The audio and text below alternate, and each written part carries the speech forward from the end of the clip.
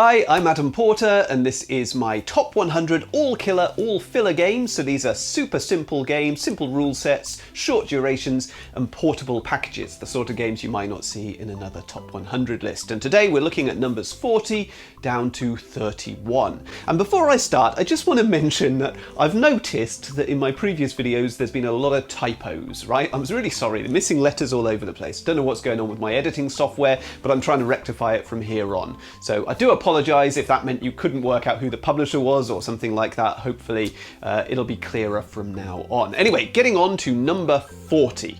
So number 40 on the list is Gamewright's Abandon All Artichokes, which is basically an introductory deck builder.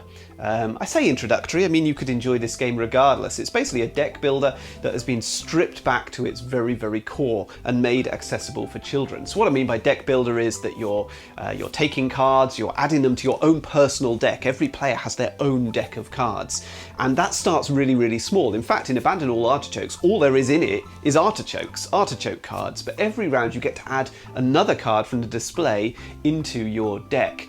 And then you're drawing those cards from that deck into your hand, playing those cards, and the cards that you're adding to that deck are going to get rid of artichokes in certain ways, hence the name, Abandon All Artichokes. You're trying to get rid of all the artichokes in that deck, or certainly you don't need to get rid of all of them. What you need to do is get to a position where you draw a hand of cards and there's no artichokes in it. And the cards, the different vegetable cards, will allow you to interact with the other players in various different ways, shift the artichokes around the table, but essentially you're just trying to get rid of yours. I love when Gamewright does this, when they produce games like this, which take a mechanism that's recognised in the hobby by gamers. Something like, you know, when with Seven Wonders, they took that and they turned it into Sushi Go, right? A really simple pick and pass drafting game. Well, the same things happen here with deck builders, you know, and it's made it so accessible and so simple in a lovely little package. Number 39 is a classic abstract strategy game. This is Hive Pocket.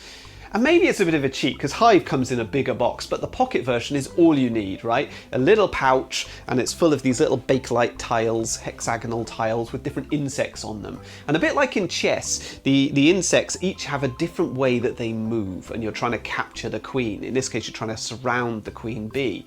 But unlike chess, in Hive, you don't have a board. The tiles themselves kind of make up the playing area, and when you're moving, you can only move into sort of slots that you can get into, and you can shift around the other hexagons so everything remains sort of lined up, right? I like the fact that it's so sort of robust, right? These are waterproof pieces, these are pieces that aren't going to get broken or folded, so you can just stick this in a rucksack, stick this in a bag, stick this in your pocket. It's such a small little package, and you've got really quite a deep abstract strategy game in there for two players. Number 38 is a game from Jolly Thinkers. In fact, it was the first game that I noticed from Jolly Thinkers, which is Pick a Pig, or you could play Pick a Dog, or Pick a Seal, or Pick a Polar Bear. They're all the same game, just with different artwork. And in fact, you can mix Pick a Pig and Pick a Dog, or Pick a Seal and Pick a Polar Bear to make a bigger game. What you essentially do is lay out a grid of all these different animals, or all the different dogs, all the different pigs, or whatever it is, and they'll have minor differences, like it might be that the pig is big and then another pig is small, or it might be that they're a slightly different colour, or one's got sunglasses and another doesn't, or one's holding popcorn, another one isn't. And what you have to do is pick up cards in real time, so you're racing against the other player, but each card you pick up has to have one difference from the last card that you had. So you might have a big pig, well now we grab a small pig, but it must be otherwise identical. And then we grab a small pig, but now it's got sunglasses. And so you build up this sort of chain of minor changes along the way, and you're doing that at speed. When the round ends, we have a look through what you've picked up and we see if anyone's made any mistakes. And if you haven't and you've picked up the most cards, then you win the game. That's it. It's a frantic sort of race of observation, trying to spot these minor differences. And it's quite tricky because you're going at speed, you're racing against the other players, you're trying to grab things before they do, which means it's easy to make mistakes. I think it's frantic, I think it's fun, I think it's an attractive package. I've been a big fan of Jolly Thinkers range ever since because I like this style. I think it's really good whichever version you pick up. Number 37 is a sort of trick-taking game. Sort of, okay, from Pegasus Spieler. This is Pijmalp Flaumen, or it's called Plums, I think, in some areas, which is probably a little bit easier. But essentially, we've got a bunch of different cards with different fruits on them, and you basically play a trick. So you put a card into this trick, and it is a trick in so much as the person who plays the highest card gets the biggest reward. Okay, so you play a bunch of different cards, you're not following suit or anything like that, and then the player who played the highest card gets first choice of which card from that trick they want to add into their set. They're collecting sets. You can also add pi cards. If you've collected these cards, pi, the mathematical figure pi, right? You can add that on top, multiple pi cards even, to boost the number of the card that you've played. And the great thing about adding pi to it is that you never end up with a tie. Okay, if you're adding pi, it's always making it a slightly uneven number with lots of decimal places, so it's never a tie. So that's the clever thing about pi, right? And you're gathering these cards, trying to build up sets, and the cards require you, they have little notation on them which says what they need to have to constitute a set. So some of them might be 2 pairs or 3 of a kind or whatever. The other thing is some of these cards have special abilities, special actions, which mean that allows you to steal a card from another player or something like that. There's also a guard dog which you can take. Some of them give you a guard dog. The guard dog allows you to protect yourself from having cards stolen from the other players. But it's sort of a trick-taking game in that you are taking cards, and as I say, the highest card gets the first choice. But it's also sort of a bidding game. You're kind of bidding on which sets are important to you, which cards are important to you. Turn order, really, you're bidding on in order to take these cards and build out these sets. It's beautifully illustrated. It's a really lovely nature-themed game. And these games are everywhere now, right? Nature-themed games are everywhere. But Piemowd Flowerman's a few years old. It was right at the start of that movement. I think it's great, Piemowd Flowerman. Number 36 is sort of a cheat, I suppose. It's a very, very similar game to an earlier game on the list. That game was Speed Cups, but this one is Ringelding, from the same designer, Haim Shafir, and from Amigo Spieler. I think Ringelding is even more intuitive than Speed Cups. Essentially, you've got a bunch of rubber bands of all different colours, they're sort of like hair bands, really. They're that sort of texture, and they're laid out on the table. You turn over a card and it tells you which fingers the bands have to go on, and some bands might cross over multiple fingers, but they have to be in the correct order on your fingers as well. And then you just rush to grab the bands, you hold up your hand, you demonstrate you've got the right stuff on your fingers, and then you hit the bell. And that way you claim the card. You want to claim more cards than anyone else through the game. So very similar to Speed Cups, but I think this one's even more intuitive, and it's absolutely great for kids, but I've had an absolute blast playing this with adults as well. It's really funny. Like Speed Cups, no rules explanation needed. It's obvious what you do as soon as you watch someone playing. And I love that for a filler game. I think this is a hilarious filler game, and one that, you know, don't dismiss it as a kid's game, right? This is fun for anybody who doesn't take themselves too seriously. Number 35 is one of Helvetique's tiny little box games, and it's the most successful of those, the most popular of those. It's called Bandido. It's a cooperative game, and I think it's particularly great for relatively young children. But again, it's a game that can be played with adults too. What we're doing here is laying down tunnels, and we're trying to escape this person tunneling out. I don't know where they're escaping from. They're escaping from somewhere, this crook, this Bandido. And we're trying to block off the tunnels. We're trying to place cards from our hand of cards to make it so that there are no exits from those tunnels. But every card you put down tends to create a new exit, and it becomes sprawling the longer that you play. And you're doing this collectively as a team, playing cards, trying to block off the tunnels. That's it. There's an alternate version called Bandido, which adds in a few other nice little touches, but essentially the same game. And I've just found this has gone over really, really well with people I've introduced it to, largely people who aren't part of the hobby, particularly people who just want a game to play with their kids, play with their family. Bandido's such a small package with that nice Helvetique graphic design, but nothing too fancy looking or anything like that. It takes up quite a big table space as well, but there's something exciting about it working together in a game with such a simple rule set. Number 34 is Ganz, Schon, Clever, which is sort of an amalgamation of lots of different ideas in the roll and write genre. So in roll and write games, often you have to build up a numerical sequence in order to score points, but in this game, you've got to build up multiple different types of numerical sequences depending on which part of the sheet you're filling in. So you might be filling out a grid of, I don't know, 4x4 or 5x5, I can't remember what it is, depending on the coloured dice that you're taking, or you might be placing numbers, and so they have to go in increasing order and then cycle around. So a 6 is followed by a 1 and so on.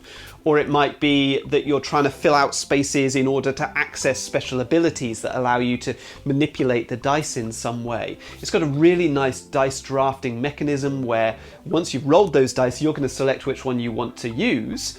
But when you select that die, all the die which have a lower value are kind of discarded and not available to you anymore. So if you just go for the high numbers, you're not going to get much done on your turn. And then dice that you are discarding become available to the other players to select from on your turn. So people are benefiting from stuff that you're doing on your turn. You may remember we talked in a few videos ago, we talked about a game called Würfel Bonanza, Bonanza the dice game, where the things that I do on my turn impact on other players. So no one's sitting around just waiting for their turn. They're watching and they're waiting to see if you give them just the thing that they need to start filling out their sheet. Ganz, Schon, Clever is by Wolfgang Warsch, who also created Quacks of Quedlinburg and The Mind and Taverns of Tiefenthal and lots of really successful games. But this was a mega success for him too, and it's spawned lots and lots of sequels. Okay, there's Twice as Clever, and there's a third one and a fourth one, I think. I haven't played the sequels, but Ganz, Schon, Clever by itself is a great roll and write game with a little bit more going on than some other examples in the genre. 33 is a game that I think's been overlooked. I think it's great. It was one of my favourite games of, I think, 2021. This is Heuschrecken Poker, or Grasshopper Poker. And it's in the same range as Cockroach Poker, but it doesn't play anything like Cockroach Poker. It just has the same designer and it's in the same little box range. This is a game, again, about sort of drafting, but here it's simultaneous selection, right? So you lay out a series of vegetables and then you play a card from your hand. The person who played the highest card gets first choice of vegetable to add to their garden.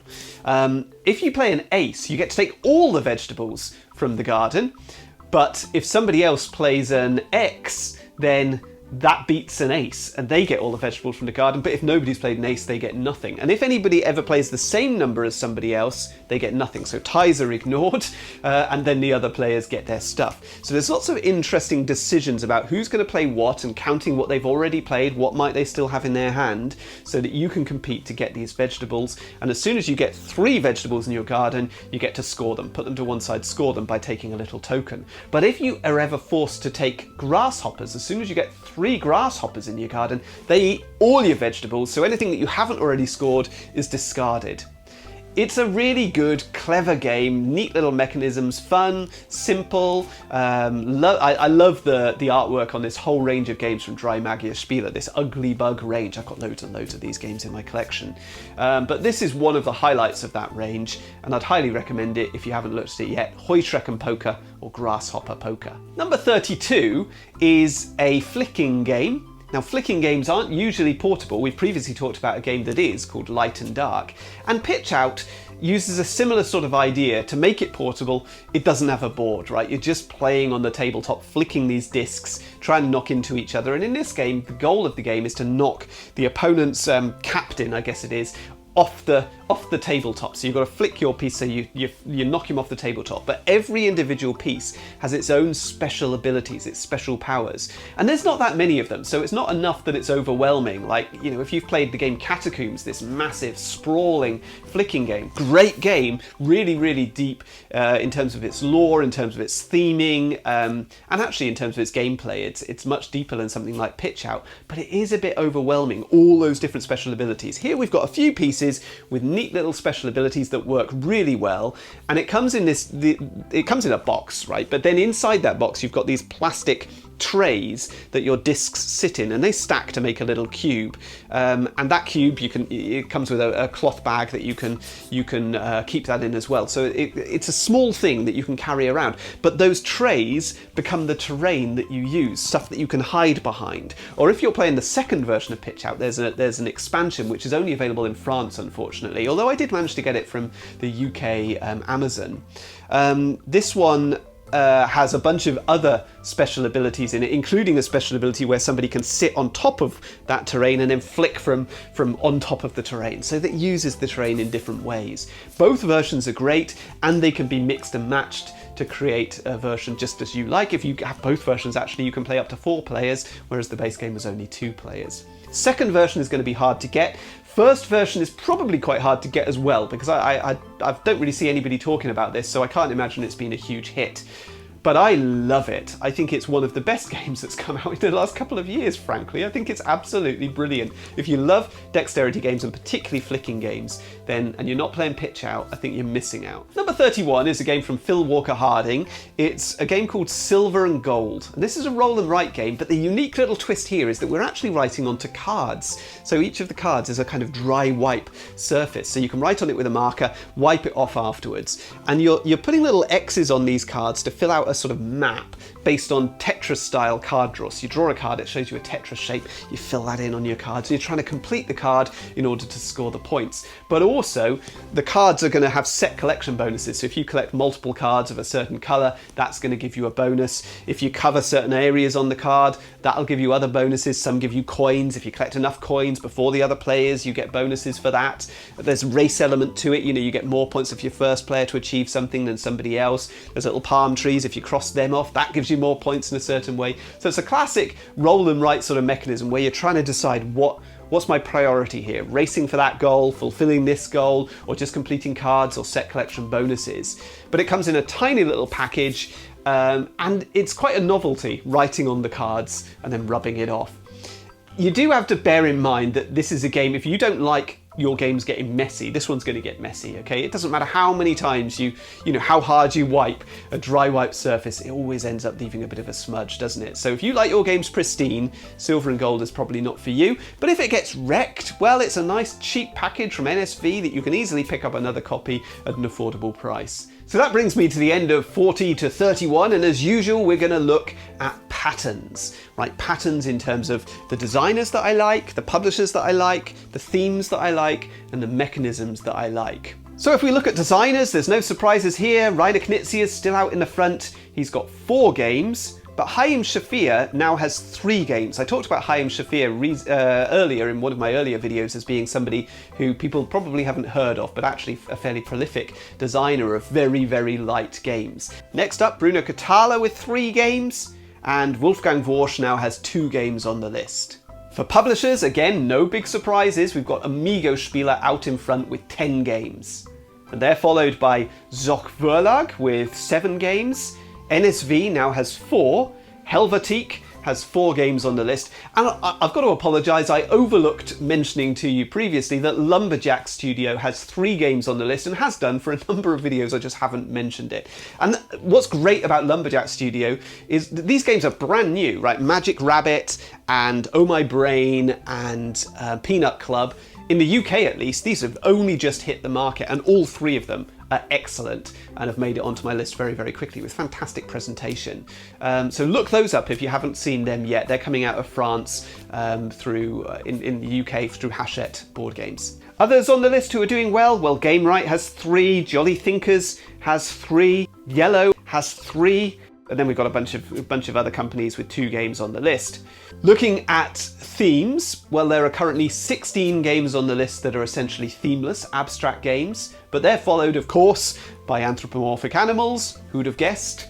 And there are 10 games on the list with anthropomorphic animals at this point. There are 6 games with a fantasy theme, 4 games about farming, and 4 games about food and drink. In terms of mechanisms, well, you know what's at the top, surely, at this point. Trick-taking games with 10 games in the list. And they're followed by dice rolling games with 7.